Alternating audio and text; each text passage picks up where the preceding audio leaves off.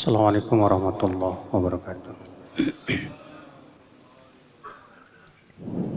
Innal hamdalillah nahmaduhu wa nasta'inuhu wa nastaghfiruh wa na'udzu billahi min shururi anfusina wa min sayyiati a'malina man yahdihillahu fala mudilla lahu wa man yudlil fala hadiya lahu.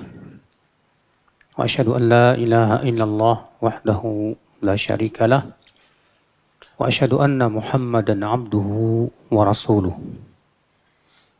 Qala Allah Ta'ala fi kitabihil karim, Ya ayyuhalladzina amanu taqullaha haqqa tuqatih wa la tamutunna illa wa antum muslimun, amma ba'd. Ayo ikhwan, kita lanjutkan sahih targhib wa tarhibnya. Kita masuk hadis yang ke-23. An Ubay bin Ka'ab qala Qala Rasulullah sallallahu alaihi wasallam, Bashir hadhil ummata bis-sina'i wad-dini war-rif'ah wat-tamkini fil ard. Faman amila minhum amal al-akhirati lid-dunya lam yakun lahu fil akhirati min nasib. Rawahu Ahmad wa Ibnu Hibban fi sahihihi wal Hakim wal Baihaqi. Wa qala al-Hakim sahihul isnad. Wa fi riwayatin lil Baihaqi qala Rasulullah sallallahu alaihi wasallam, Bashir hadhil ummata bit-taysiri was-sina'i war-rif'ati bid-din wat-tamkini fil biladi wan-nasr. Faman amila minhum bi'amalil akhirati lid-dunya falaysa lahu fil akhirati min nasib. Dari Ubay bin Ka'ab, semoga Allah meridainya, ia berkata, Rasulullah sallallahu alaihi wasallam bersabda, berikan kabar gembira atau bergembiralah ya terhadap umat Islam ini, bisina dengan kemuliaan, wad-din dan kekokohan agama, warif'ah dan ketinggian, watamkini fil ard dan ya kokoh di muka bumi ini, artinya dimenangkan di muka bumi. Faman amila minhum amal al-akhirati lid-dunya, maka siapa di antara mereka yang beramal dengan amalan akhirat tapi untuk tujuan dunia, lam yakun lahu fil akhirati min nasib, maka ia tidak akan mendapatkan nasibnya nanti di akhirat. Artinya tidak dapat pahalanya. Dikeluarkan Imam Ahmad dan Ibnu Hibban dalam sahihnya. Demikian pula Al-Hakim dan Baihaqi. Dan Al-Hakim berkata sahihul isnad. Dan dalam riwayat Baihaqi, Rasulullah SAW bersabda, berikan kabar gembira terhadap umat ini dengan kemudahan, kemuliaan, ketinggian dengan agama, kekokohan di negeri-negeri dan pertolongan dari Allah. Maka siapa di antara mereka yang beramal dengan amalan akhirat untuk mendapatkan dunia, maka ia tidak mendapatkan nasib ya di akhirat. Tidak dapat pahala apa-apa nanti di akhirat. Di sini akhi menunjukkan yang pertama, kabar gembira untuk umat Islam. Di mana Rasulullah SAW mengabarkan sebuah kabar gembira. Apa itu? Bahwa umat Islam ini akan dijadikan oleh Allah mulia, ya, tinggi, dan akan diberikan kekokohan di muka bumi.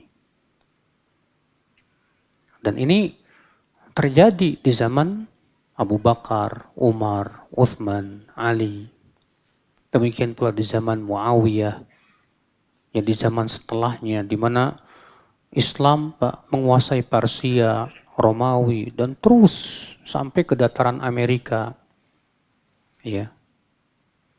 Makanya sebagian ilmuwan Muslim mengatakan bahwa penemu benua Amerika itu bukan Columbus, tapi Muslim. Ya, yang sampai ke sana. dan terus dia sampai ke Indonesia. Dan ini subhanallah akhul Islam, ya, sebagai realisasian dari kabar gembira Rasulullah sallallahu alaihi wasallam. Namun Rasulullah mengabarkan bahwa ya, umat Islam nanti malah akan semakin lemah. Di mana orang-orang kafir akan saling memanggil untuk ya, menjadikan kaum muslimin sebagai santapan. Kapan itu? Ketika kaum muslimin telah disibukkan dengan mengejar dunia dan dunia. Rasulullah bersabda, "Idza tabaya'tum bil'inah wa akhadtum adnabal baqar wa raditum bizzar wa taraktumul jihad, sallatallahu alaikum dhulla la yanzi'uhu hatta tarji'u ila dinikum." Apabila kalian berjual beli dengan cara inah, riba, dan kalian mengikuti ekor sapi, maksudnya sibuk dengan apa? Peternakan. Dan kalian sibuk dengan pertanian. Dan kalian tinggalkan berjihad untuk membela agama Allah. Ya. Maka Allah akan kuasakan kehinaan atas kalian. Allah tidak akan cabut kehinaan ini sampai kalian kembali kepada agama kalian. Subhanallah. Akan disebutkan dalam hadis yang lain, Rasulullah juga bersabda, Pak, yushikul umam an tada'a bikum kama tada'al akalatu ala qas'atiha. Hampir-hampir umat Islam nanti, ya, hampir-hampir umat-umat kafir nanti saling memanggil, Pak, ya, untuk menyantap kalian seperti halnya para orang-orang yang lapar menyantap apa? Hidangan. Kata Syekh Salim, ya, Rasulullah mengumpamakan negeri-negeri Islam itu seperti hidangan, Pak. Kenapa? Karena negeri Islam itu rata-rata kaya. Kaya dengan rempah-rempah, minyak bumi, dan yang lainnya. Indonesia ini, Pak, kaya dengan rempah-rempah. Makanya kemudian penjajah pada datang ke Indonesia dan menjadikan negeri-negeri Islam seperti hidangan, Pak. Diambil, dikeruk kekayaannya itu. Itu terjadi. Apa kata para sahabat? Ya Rasulullah, min qillatina yawma idzin. Apakah umat Islam saat itu, hai Rasulullah, sedikit jumlahnya? Kata Rasulullah, bal antum katsir. Justru jumlah kalian saat itu banyak, kata Rasulullah. Walakin gutha'un ka gutha'us sail. Akan tetapi seperti buih yang dibawa oleh apa? Banjir. Antum tahu buih? Buih itu sampah isinya, Pak. Nggak punya kekuatan. Dibawa oleh banjir ke sana kemari, nggak punya kekuatan sama sekali. Seperti halnya kita di negeri Islam, di Indonesia ini, kaum muslimin mayoritas loh, Pak. Tapi tidak punya kekuatan. Di dunia ini kaum muslimin miliar, Pak. Tapi seakan nggak punya kekuatan. Iya. Kemudian Rasulullah menyebutkan sebabnya. Kenapa kaum muslimin sampai seperti itu? Kata Rasulullah, demi Allah. Ini ya. La yanzi'annallah fi qulubi aduwikum rahba minkum. Demi Allah, kata Rasulullah, Allah akan cabut rasa takut musuh-musuh kalian kepada kalian. Kemudian Allah akan lemparkan ke dalam hati kalian tuh penyakit wahan. Para sahabat bertanya, wahai Rasulullah, apa itu penyakit wahan? Kata Rasulullah, hubbud dunya wa karahatul maut. Cinta dunia dan takut mati. Sepadan dengan hadis yang saya sebutkan di awal tadi yang dikeluarkan Abu Daud. Di mana umat Islam sibuk mengejar dunia dan tidak mau memperjuangkan agamanya. Sibuk gimana caranya dapat kedudukan. Sibuk gimana caranya dapat kekayaan. Masalah agama, bodoh amat. Kalau sudah seperti ini akhwal Islam, Allah hinakan kaum muslimin sehina-hinanya. Dahulu di zaman Abu Bakar, Umar, Uthman, kaum muslimin menang loh Pak. Kuat Pak, kokoh, Masya Allah. Bayangkan, di zaman sahabat itu, sahabat jumlahnya berapa sih? Sahabat itu jumlahnya nggak sampai 100.000. Tapi kok bisa menguasai dunia? Bisa menghancurkan Persia, menghancurkan Romawi. Kekuatan saat itu, negara adidaya yang tak terkalahkan dua waktu itu. Persia dan apa? Romawi. Tapi hancur. Kenapa? Karena saat itu kaum muslimin kuat Pak berpegang kepada agama Allah Subhanahu wa taala. Makanya kejayaan umat Islam itu kapan? Ketika umat Islam kuat berpegang kepada agama Allah. Makanya Rasulullah mengatakan, Allah tidak akan cabut kehinaan ini sampai kapan? Sampai kalian kembali kepada agama kalian. Dan tidak mungkin kita kembali kepada agama Allah Pak, kecuali dengan duduk di majelis ilmu Pak. Makanya kata para ulama, agama kita ini tegak dengan majelis ilmu. Agama kita tegak dengan apa? Majelis ilmu, bukan dengan demo Pak, bukan. Dengan majelis ilmu. Ketika majelis ilmu ramai, orang semangat menuntut ilmu agama, orang semangat menuntut ilmu Allah, Al-Quran, hadis, saat itulah Allah kokohkan agama kita. Tapi ketika majelis ilmu sudah sepi, orang berpaling dari ilmu Allah, tak peduli dengan agama Allah, wallahi saat itu akal Islam, Allah pasti hinakan umat Islam.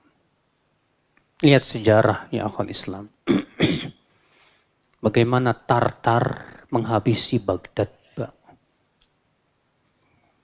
Tentara Tartar ya, yang saat itu dipimpin oleh Genghis Khan berhasil menghabisi khilafah Abbasiyah dan menyembelih 3 juta kaum muslimin.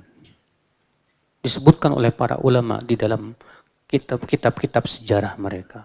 Saat itu Baghdad kemaksiatannya luar biasa, Pak. Main musik, ya, lalai, main judi, dan yang lainnya. Ditinggalkan agama Allah Subhanahu wa ta'ala. Sehingga akhirnya Allah timpakan kepada kaum muslimin. Ya. Nah ini saudaraku sekalian, jadikan pelajaran ini. Jadikan sejarah itu sebagai pelajaran. Kita terkadang, ya kebanyakan kita tidak mau mengambil pelajaran dari sejarah, Pak. Kita hanya sebatas berbangga saja, nenek moyangku seorang pelaut. Kayak Popeye. Ya. Tapi kita tidak pernah mengambil pelajaran-pelajaran di masa lalu. Kenapa kaum muslimin kalah di masa lalu? Kenapa kaum muslimin menang di masa lalu? Ada sebab-sebabnya. Makanya Allah mengabadikan 2 perang dalam Al-Quran. Yang 2 perang ini, dua-duanya kaum muslimin mengalami kekalahan.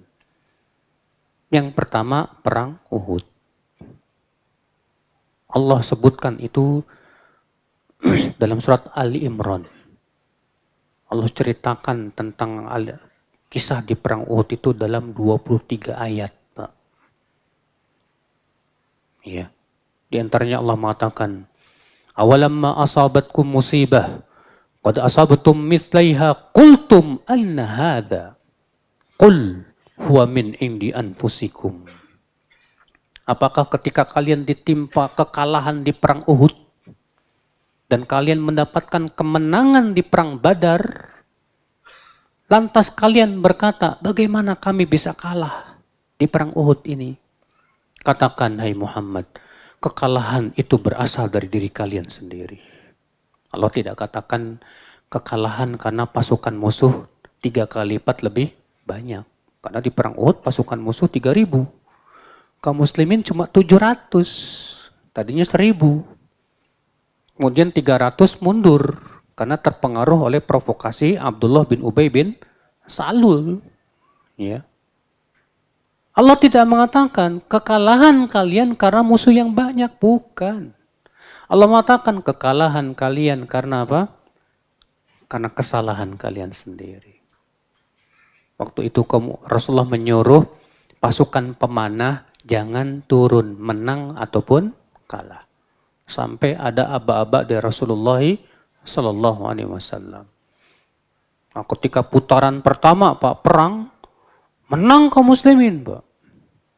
Kalah ya orang-orang musyrikin itu. Kemudian banyak ghanimah. Pasukan pemanah yang berada di gunung rumah itu menyangka pasukan perang sudah selesai. Di bawah ghanimah banyak sekali. Wah, kalau kita nggak turun, kita nggak kebagian ghanimah ini.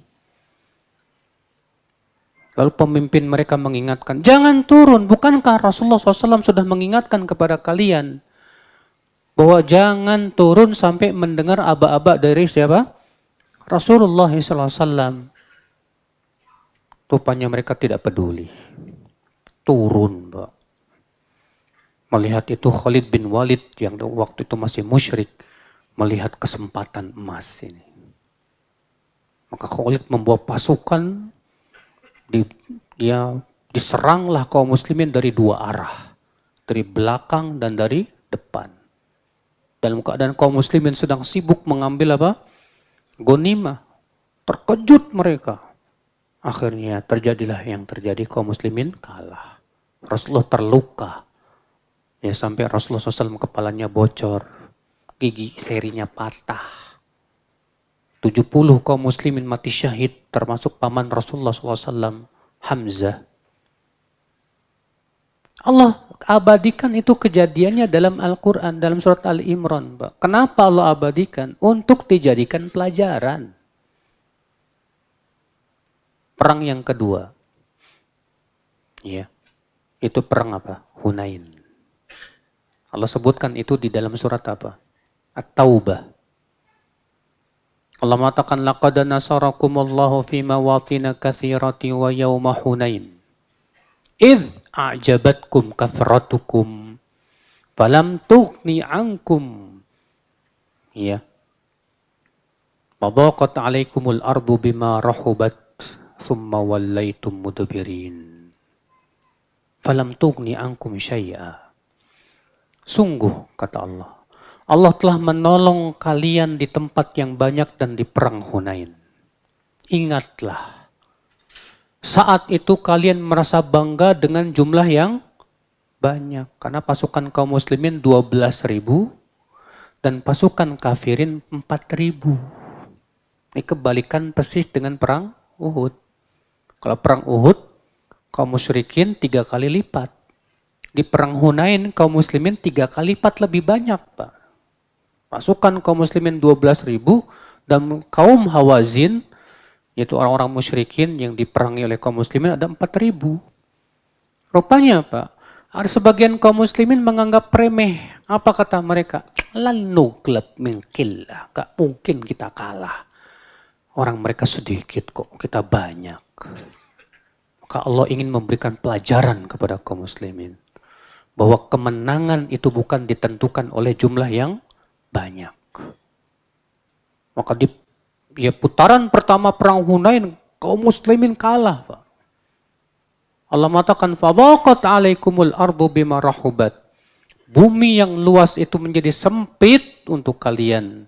Thumma wallaitun mudbirin. Kemudian kalian pun lari tunggang langgang ke belakang. Maka Rasulullah pun memanggil mereka, mengingatkan mereka. Ketika mereka bertaubat kepada Allah dan kembali kepada Allah, Allah pun menangkan. Iya. Allah abadikan tuh, Pak. Kalau di perang Uhud kalah karena apa? Menyelisihi perintah Rasul. Di perang Hunain kalah kenapa? Merasa bangga dengan jumlah yang banyak. Ujub. Jangan pernah ujub, Pak, dengan kekuatan kita. Sekuat apapun kita, kalau Allah nggak tolong percuma. Sekuat apapun musuh kita, kalau Allah yang menolong, pasti menang. Ikhwatal Islam, azani Allah wa iyyakum. Nah, coba ya, jadikan ini sebagai pelajaran, saudaraku. Kenapa di negeri kita kaum muslimin banyak, mayoritas. Tapi subhanallah, akal Islam, seakan kaum muslimin tak punya kemampuan apa-apa. Ya kita lihat sendiri, kaum muslimin masih banyak berbuat kesyirikan, perdukunan merajalela, mistik-mistik, ya. Antum melihat di laut sana masih pakai apa? Apa itu, Pak? Kayak nyembelih kerbau itu ya, buat Nyi Roro Kidul. Di gunung-gunung masih nyembelih, ya buat pengusuk biar nggak meletus katanya. Ya, belum lagi sesajen.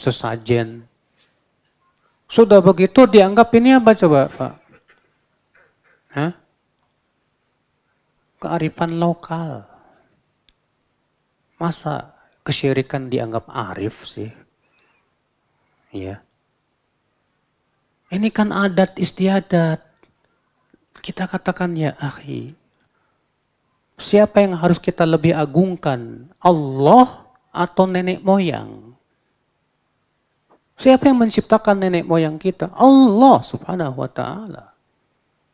Kenapa kok kamu itu begitu mengagungkan adat nenek moyang dan ternyata syariat Allah di mata kamu kecil sekali?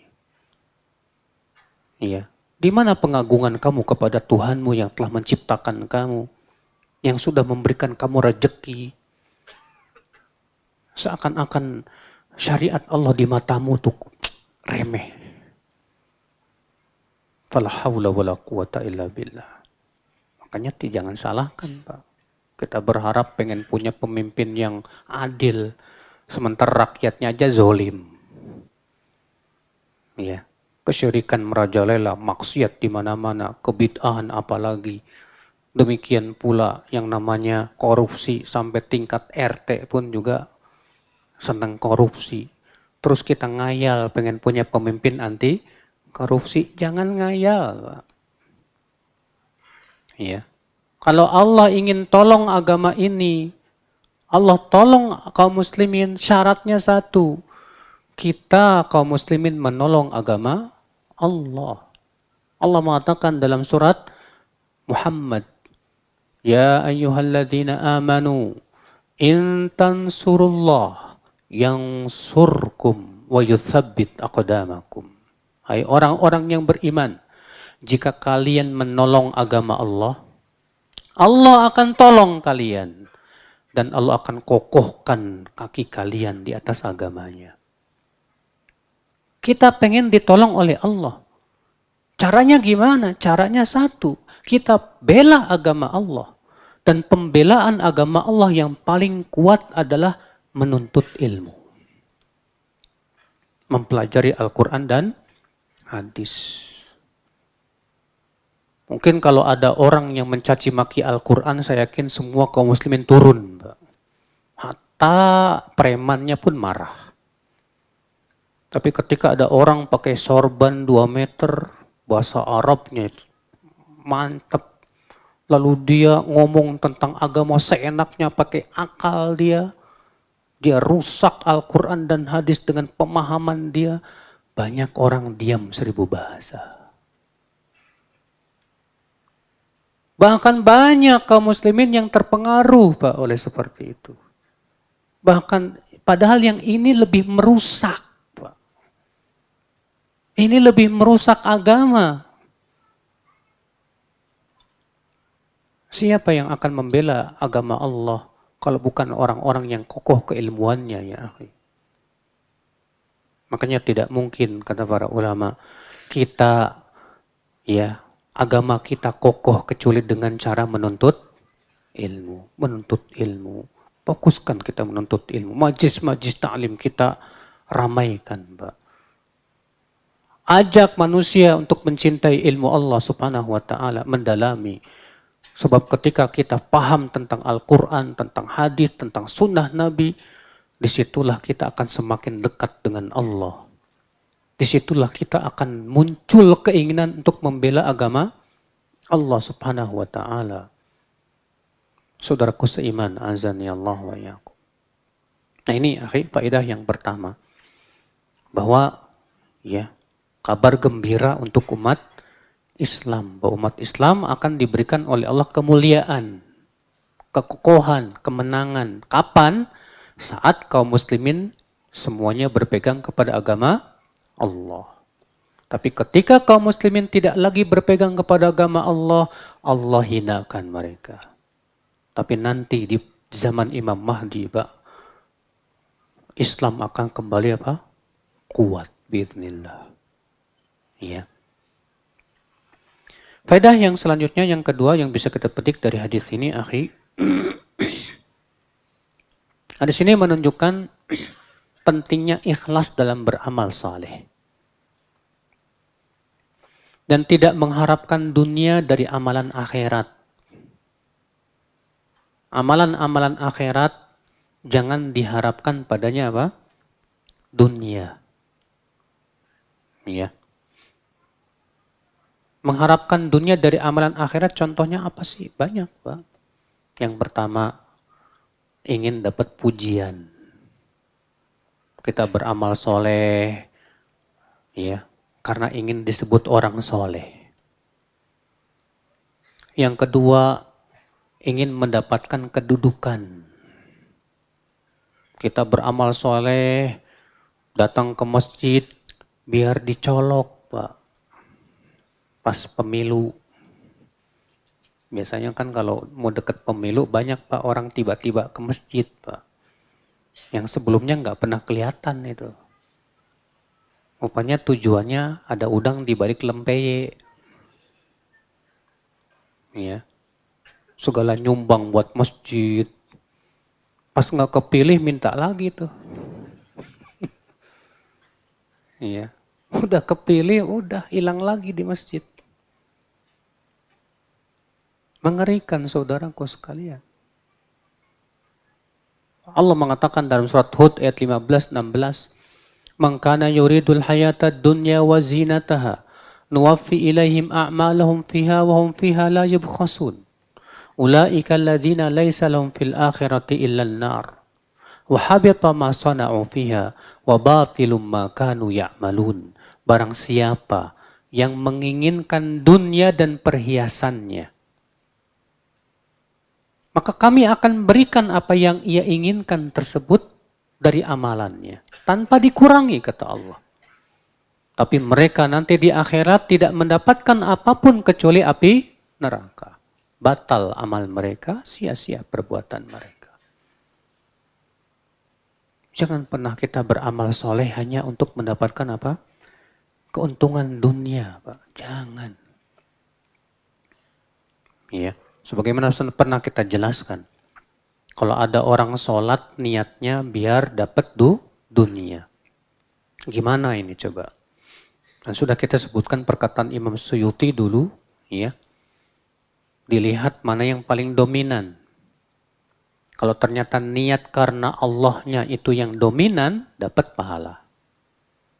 Tapi kalau niat karena dunianya itu yang paling dominan, maka dapat dosa. Tapi kalau niat karena Allah dan karena dunianya seimbang, 50-50, apa yang terjadi waktu itu? Saling berguguran. Tasakoto. 0. Nggak dapat dunia, nggak dapat pahala, nggak dapat dosa. Masya Allah. Makanya hati-hati mas, dunia ini sesuatu yang hina di mata Allah. Sedangkan amalan soleh itu sesuatu yang sangat mulia sekali di mata Allah. Kita beramal soleh. Yang namanya amal soleh itu kan balasannya yang paling seimbang ya surga, Pak. Kemudian kita beramal soleh mengharapkan dunia, di mana dunia itu Rasulullah menggambarkan seperti apa? Seperti bangkai anak kambing. Dalam hadis yang lain seperti kotoran manusia. Antum mau nggak nuker emas dengan kotoran? Pasti nggak mau. Amalan soleh lebih mulia dari emas, saudaraku. Makanya ya akhul Islam, Rasulullah mengatakan dalam hadis ini, maka siapa yang beramal di antara mereka dengan amalan akhirat, tapi tujuannya untuk mendapatkan apa? Dunia, maka ia tidak mendapatkan pahala di akhirat kelak. Ya, percuma. Maka ini menunjukkan tentang pentingnya apa? Ikhlas. Mengharapkan wajah Allah SWT dalam amalan-amalan akhirat, Pak. Kalau amalan dunia, mengharapkan dunia boleh? Silahkan, itu nggak masalah. Antum menuntut ilmu dunia, karena memang tujuannya untuk dapat dunia. Nggak masalah, silahkan. Yang bermasalah itu amalan akhirat, tapi kok tujuannya apa? Dunia. Ini yang sangat tercelah. Ya. Kita lanjutkan ya akhi. Hadis nomor 24. Wa an Abi Hindin ad-Dari annahu sami'a an-nabiyya sallallahu alaihi wasallam yaqul man qama maqama riya'in wa sum'ah ra'allahu bihi yaumal qiyamah wa samma' rahu Ahmad bi isnadin jayyid wal Baihaqi. Rasulullah SAW, ya, Abu Hindin ad-Dari mendengar Nabi SAW bersabda, siapa yang berdiri, ya beribadah karena riya, ingin dilihat orang, dan sum'ah, ingin didengar orang, maka Allah akan perlihatkan nanti pada hari kiamat niatnya tersebut di hadapan manusia. Dan Allah akan perdengarkan kepada manusia. Artinya Allah akan di hari kiamat, Allah akan bukakan aibnya itu, Pak. Dahulu si fulan ini beramal bukan karena Allah, ya, tapi karena ingin mendapatkan pujian dan yang lainnya. Hadis ini akhi menunjukkan ya bahaya riya dan sum'ah. Hadis ini menunjukkan bahaya riya dan sum'ah. Bahwa di antara bahayanya dan mudaratnya apa itu? Nanti pada hari kiamat, orang-orang yang riya, orang-orang yang sum'ah, itu nanti Allah akan bukakan aib mereka di hadapan seluruh manusia di padang mahsyar. Bayangkan Pak, seluruh manusia di padang mahsyar tahu aib kita gara-gara itu. Maka mengerikan saudaraku. Riya ya akhi, termasuk sifat orang munafik, Pak. Allah Subhanahu wa taala ketika menyebutkan tentang sifat dan perangai orang munafik, apa kata Allah? Yura'unan nas. Mereka itu suka riya. Hati-hati dengan riya, akhi. Ya. Dan biasanya ya, orang yang riya itu menghinggapi orang-orang yang punya kelebihan biasanya, Pak. Ya. Punya kelebihan ibadah, kelebihan suara yang indah, kelebihan ilmu dan hafalan yang hebat. Ya. Nah itu terkadang suka muncul riya. Ya, pengen dilihat amalnya, pengen dilihat kehebatannya, pengen dilihat hafalannya. Ya. Kalau salafus saleh, mereka berhati-hati banget, jangan sampai terkena apa? Riya. Sampai di antara mereka, Pak, supaya mereka terhindar dari riya, mereka sembunyikan amal tuh secara rapih, jangan sampai ketahuan. Sufyan Ats-Tsauri, beliau kalau tahajud itu Masya Allah luar biasa. Ketika pagi hari, ya, menjelang subuh, beliau pura-pura apa? Kayak bangun tidur, Pak. Gitu. Biar kedengaran tetangganya dia baru bangun tidur. Kita terkadang tahajud enggak, bangun doang cerita-cerita ke orang. Supaya dikira kita ya sholat tahajud, padahal enggak. Iya. Subhanallah. Seorang tabi'in pernah bercerita. Pernah Sa'id bin Jubair bertanya kepada murid-muridnya, ayyukum ra'a al-kawkab alladhi inqadda al-barihah. siapa di antara kalian yang melihat bintang jatuh tadi malam? Lalu seorang muridnya berkata yang bernama Husain, aku. Walakinni lam akun fi sholat. Tapi saat itu aku tidak sedang sholat.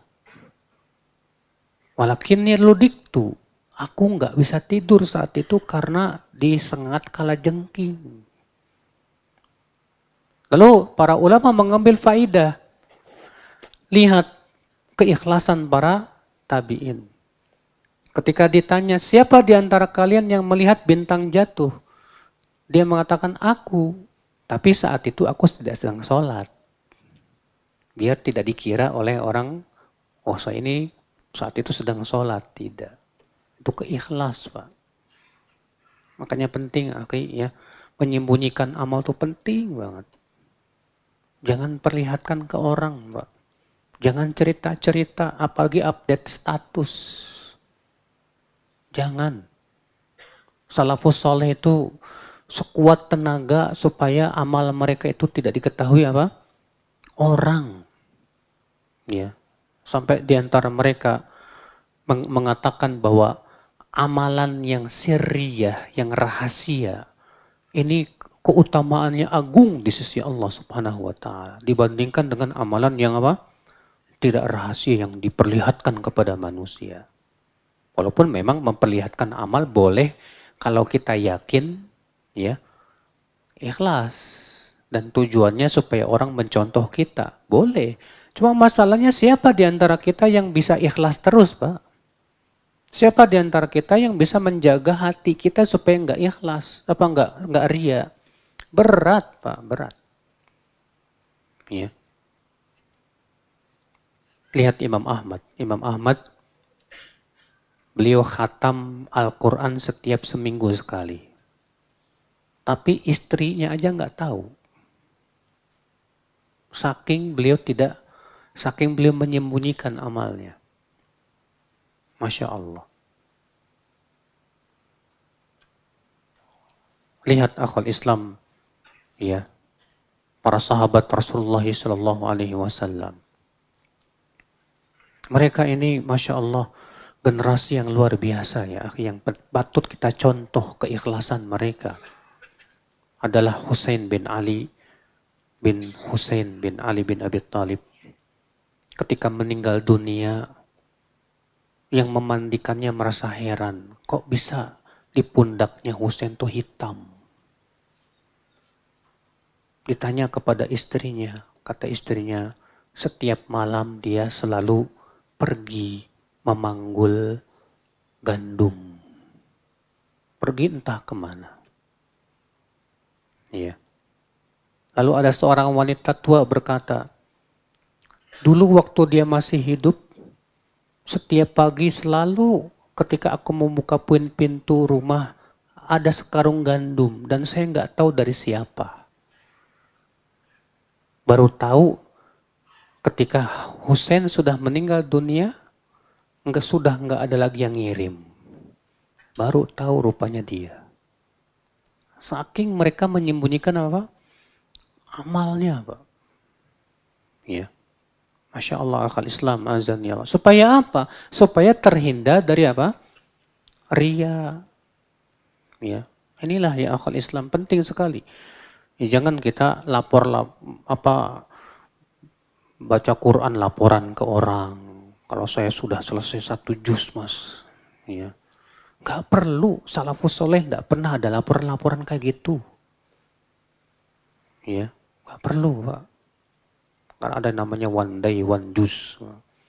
Cuma laporan doang, kalau 1 hari sudah baca 1 juz. Apa manfaatnya? Ya biar termotivasi Ustadz. Jadi termotivasinya kalau laporan ke orang gitu. Nggak cukup, Allah yang tahu. Kalau belajar tajwid nggak masalah, silakan aja. Karena itu masalah yang sesuatu yang sifatnya dianjurkan harus dengan berguru. Tapi cuma baca Quran 1 juz, kenapa harus laporan ke orang? Nggak perlu ya. Bertabrakan dengan keadaan salafus soleh yang mereka sangat menyembunyikan apa? Amal soleh mereka. Ikhwatul Islam, Ya. Nah ini, akhi. Jadi ya, hadis ini menunjukkan akan bahaya riya dan sum'ah. Dan usaha kita untuk mengikhlaskan tuh harus sungguh-sungguh, Pak. Kenapa? Karena usaha setan untuk menjadikan kita tidak ikhlas pun juga sungguh-sungguh, Pak. Kalau setan sungguh-sungguh, kitanya nggak sungguh-sungguh, kalah kita, Pak. Tapi kalau kita sungguh-sungguh minta kepada Allah kekuatan supaya ikhlas, Allah bantu kita untuk bisa ikhlas biidznillah. Kan sudah pernah kita sebutkan kemarin ya tentang riya. Para ulama menyebutkan ada riya syirik dan ada riya ikhlas. Ya. Apa itu riya syirik? Seseorang beramal karena ingin dipuji manusia. Apa itu riya ikhlas? Seseorang ingin diakui keikhlasannya. Ada orang yang ingin diakui keikhlasannya, Pak. Kalau nggak diakui, ngambek dia. Ya. Kalau namanya ikhlas kan karena Allah, bukan pengen diakui oleh manusia. Nah ini saudaraku, hati-hati. Karena memang berbagai macam cara supaya amal kita batal itu oleh setan luar biasa, Pak. Hati-hati. Ya. Hanya orang-orang yang diberikan taufik oleh Allah saja yang berusaha dia menjaga keikhlasan terus. Dia memeriksa terus hatinya. Sebelum beramal dia periksa dulu. Ikhlas nggak nih? Ikhlas nggak? Kalau dia belum ikhlas, belum berani dia beramal. Setelah dia ikhlas, baru beramal. Saat dia beramal, diperiksa lagi. Dijaga terus. Jangan sampai kemasukan apa? Ria. Setelah dia selesai beramal, muhasabah lagi. Tadi saya beramal kemasukan ria apa enggak? Setelah aman, alhamdulillah. Bersyukur dia kepada Allah. Setelah itu tugasnya apa? Menjaga jangan sampai ujub. Sebab kalau ujub dengan amal itu bisa membatalkan amal juga. Maka hati-hati saudaraku sekalian. Ya. Hadis 25. An Abdullah bin Amr radhiyallahu anhuma qala sami'tu Rasulullah sallallahu alaihi wasallam yaqul man samma'a an-nasa bi'amalihi samma'a Allahu bihi masami'a khalqihi wa sagharahu wa haqqarahu rawahu at-Tabrani fil Kabir bi asanida ahaduha bi ahadiha sahih wal Baihaqi. Dari Abdullah bin Amr bin Al-As, ia berkata, aku mendengar Rasulullah SAW bersabda, siapa yang ingin didengar manusia amalannya, ya, maka Allah akan perdengarkan kepada pendengaran-pendengaran makhluknya. Dan Allah jadikan ia remeh dan hina. Maksudnya apa? Kalau kita beramal, tapi pengen kedengaran orang nih. Kalau kita suka beramal. Maka Allah akan perdengarkan kepada orang, tapi dijadikan kita remeh oleh mereka. Dan ini ada dua kemungkinan, kata sebagian ulama. Kemungkinan pertama di dunia, dan yang kedua di akhirat juga. Dan di akhirat lebih mengerikan lagi ya. Maka dari itu hati-hati saudaraku. Terkadang kita betul, kita pengen kedengaran orang kalau kita ini hebat nih ilmunya. Betul, Allah jadikan kita apa? Didengar orang, orang pun memuji kita. Wah ilmunya hebat. Tapi Allah jadikan hati mereka meremehkan kita. Pak. Mudah bagi Allah subhanahu wa ta'ala. Iya. Atau nanti di akhirat, Allah pun akan perdengarkan kepada manusia bahwa si fulan dahulu beramal hanya ingin dapat pujian kalian. Ini mengerikan saudaraku sekalian, azani Allah wa yakum. Maka jangan sampai ya akhi, pujian manusia lebih agung di hati kita daripada pujian Allah. Dan jangan sampai kita menjadi orang yang cinta pujian. Wallahi, kalau kita sudah pun cinta pujian, kata Ibnu Qudamah apa? Cinta pujian itu pintu menuju ria. Ya. Cinta pujian itu pintu menuju apa? Ria. Dan masalahnya Pak, sifat manusia itu senang dipuji, ya nggak Pak? Antum senang nggak dipuji? Hah? Siapa yang nggak senang dipuji? Semua kita pasti senang dipuji Pak. Mana yang lebih kita sukai? Dipuji atau dicela? Hah? Pasti kita lebih menyukai dipuji dong daripada dicela, iya kan? Iya. Padahal kata Ibnu Hazm, sebetulnya bagi orang yang berakal, dicela itu lebih bermanfaat daripada dipuji. Loh kok bisa gitu? Karena kata beliau, kalau kita dipuji orang nih, ada orang muji-muji kita, dan ternyata pujian itu benar ada pada diri kita. Itu sering kali kita membuat kita apa Pak? Ujub. Ya. Kalau ternyata pujian itu ternyata nggak ada pada diri kita nih Pak. Dan kita merasa senang. Padahal pujian itu nggak ada pada diri kita. Kita merasa senang. Kita masuk dalam ancaman hadis. Man tashabba'a bima lam yu'tah kala bisabai zur. Siapa yang merasa puas dengan sesuatu yang tidak diberikan kepadanya, dia seperti memakai dua pakaian kedustaan. Iya. Sebaliknya dicela, oke. Kalau celaan itu ada pada diri kita, ada orang yang mencela kita dan ternyata celaan itu ada pada diri kita. Ini manfaat buat kita untuk memperbaiki diri. Cuma masalahnya kan kita seringnya baper, Pak.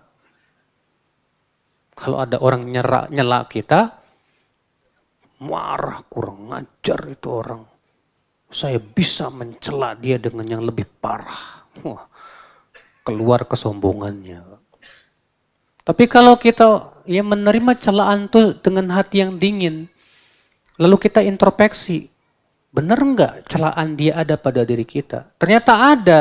Ini justru kesempatan kita untuk memperbaiki apa? Diri. Kalau ternyata celaan itu tidak ada pada diri kita, ini juga keuntungan buat kita karena kita dapat pahala dari dia. Kalau ada misalnya ada orang mencela kamu dan ternyata celaan itu, aib itu tidak ada pada diri kita, pahala nggak buat kita Pak? Pahala. Kata Rasulullah SAW apa? Ya, kata Rasulullah SAW, "Idza ayyaraka akhuka bi amrin ya'lamuhu fika, fala tu'ayyirhu bi amrin ta'lamu fihi wa da'wa balahu alaih." Kalau ada teman kamu atau saudara kamu sesama muslim, ya, menjelek-jelekan kamu dengan aib yang dia tahu ada pada diri kamu, jangan kamu balas menjelek-jelekan dia dengan aib yang kamu tahu ada pada diri dia. Biarkan dia bawa dosanya dan kamu dapat pahalanya. Tuh kan enak. Jadi sebetulnya kalau ada orang yang mencela kita, Pak, kita nggak rugi. Rugi itu kapan? Ketika dimasukin ke hati baper. Nah saat itu kita rugi. Tapi kalau kita cuekin, kita tidak balas, memang hati sakit. Tapi kita harus berpikir bahwa celaan itu tidak ada manfaatnya buat kita. Justru itu dosa buat dia dan pahala buat kita. Gratis kita, nggak beramal tapi dapat apa? Pahala, Pak. Ya. Makanya orang yang paham masalah ini, Pak, ketika ada banyak orang membuli, senyum dia. Alhamdulillah, gue dapat pahala banyak nih. Ya tanpa harus capek-capek apa? Beramal. Ya, demikian sudah masuk Isya sepertinya. Dan kita lanjutkan setelah Isya. Wabillahi taufik. Assalamualaikum warahmatullahi. Setelah ya.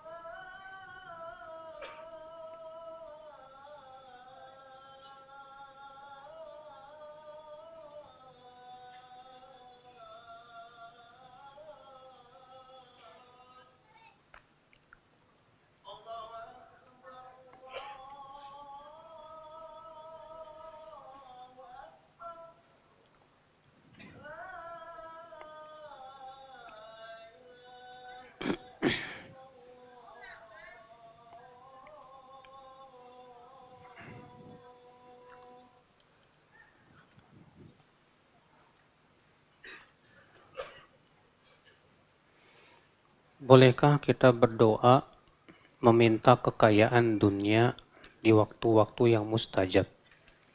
Apakah ini bagian dari ibadah akhirat tapi demi dunia? Tidak. Tolong bedakan doa dengan niat. Yang kita tadi bicarakan tuh yang berhubungan dengan niat. Niat tuh begini Pak. Saya berniat ibadah karena Allah, tapi juga karena pengen dapat dunia. Atau saya mau beribadah tujuannya biar rezekinya lancar. Adapun berdoa, memang itu tempatnya meminta. Ketika kita berdoa minta kepada Allah dunia, boleh silahkan. Namun kata para ulama, ketika kita berdoa, ternyata isi permintaan doa kita 100% dunia, maka ini pun tercela. Al-Imam Abu Ja'far At-Tabari dalam tafsirnya ketika menafsirkan firman Allah, ya, faminan nasi man yaqulu rabbana atina wa ma lahu rabbana atina fid dunya wa ma lahu fil akhirati min nasib. Di antara manusia ada yang berdoa, Rabbana atina fid dunya. Ya Allah, berikanlah kepada kami kebaikan di dunia. Sementara kebaikan akhirat tidak ada nasibnya dalam doa dia. Kata beliau, ini celaan terhadap orang-orang musyrikin Quraisy, di mana mereka setelah selesai haji, mereka berdoa isinya cuma dunia aja permintaannya. Lalu Allah memuji orang-orang yang doanya mengumpulkan kebaikan dunia dan akhirat. Allah berfirman, وَمِنْهُمْ مَنْ يَقُولُ رَبَّنَا آتِنَا فِي الدُّنْيَا حَسَنَةً وَفِي الْآخِرَةِ حَسَنَةً وَقِنَا عَذَابَ النَّارِ. Makanya doa yang isinya cuma minta dunia 100% itu juga tercela, Pak. Sebaik-baik doa itu adalah meminta kebaikan dunia dan akhirat. Makanya lihat doa-doa Nabi itu selalu menggabungkan kebaikan dunia dan akhirat.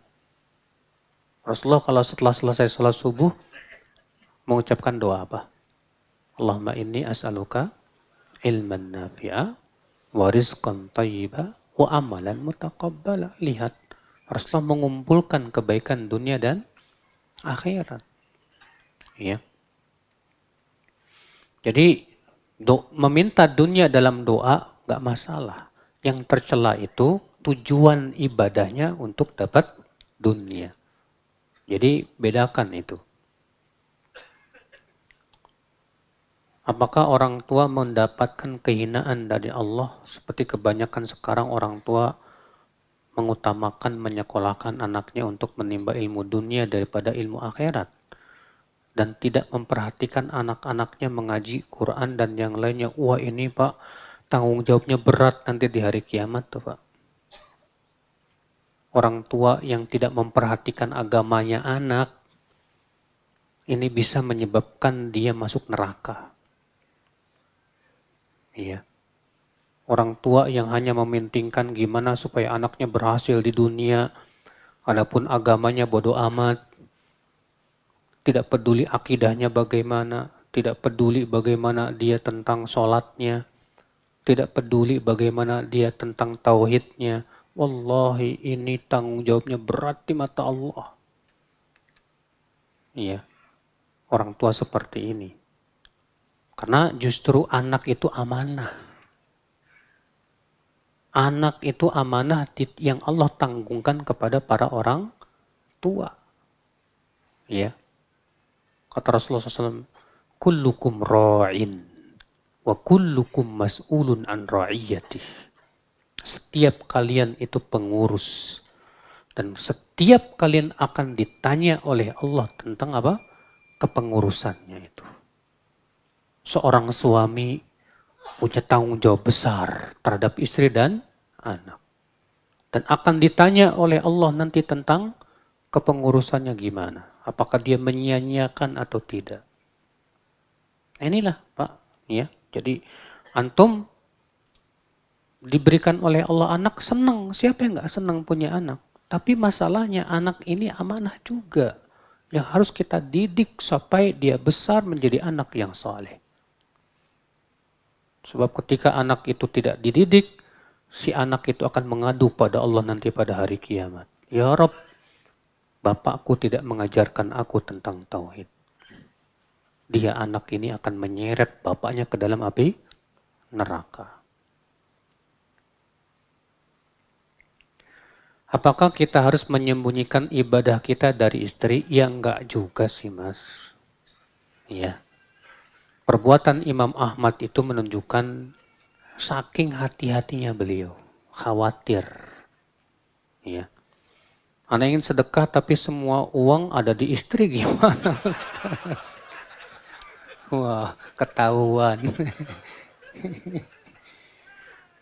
Suami yang bijak menyuruh istrinya yang sedekah. Kenapa? Kata Rasulullah, apabila seorang wanita sedekah dari harta suami, maka suaminya dapat pahala, istrinya dapat pahala, dan bendaharawannya juga kalau ada dapat pahala. Jadi kalau istri yang sedekah, istri dapat pahala, suami dapat pahala. Tapi kalau suami doang sedekah, istri nggak dapat pahala, kasihan. Jadi yang lebih enak gimana? Ente suruh aja istri ente. Istriku, jangan lupa ya, tolong sedekahkan supaya kita berdua dapat pahala. Begitu, ya. Jadi bisa berbagi pahala sama istri. Ya. Kalau bisa tanya lagi, udah sedekahin belum? Ya, tolong ini, saya simpen duit sama kamu, tolong sekian persennya disedekahkan tiap bulan misalnya. Buat fakir miskin. Ya, jangan lupa. Supaya apa? Supaya istri dapat pahala, antum juga dapat apa? Pahala.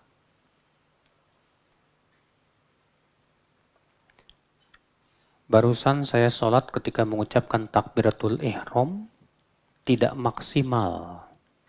Karena saya sedang teradang tenggorokan. Sah nggak ya sholat saya? Ya salah Pak. Ya. Kan Allah mengatakan la yukallifullahu nafsan illa wus'aha. Allah tidak membebani jiwa kecuali sesuai kemampuannya. Gimana lagi? Sakit tenggorokan. Dan Allah Maha tahu kamu mau mengucapkan takbiratul ihram tapi karena sakit jadi ya susah. Sah insyaallah biiznillah. Demikian wabillahi taufik. Subhanakallah bihamdik. Asyhadu an la ilaha illa anta astaghfiruka wa atubu ilaik. Assalamualaikum warahmatullahi wabarakatuh.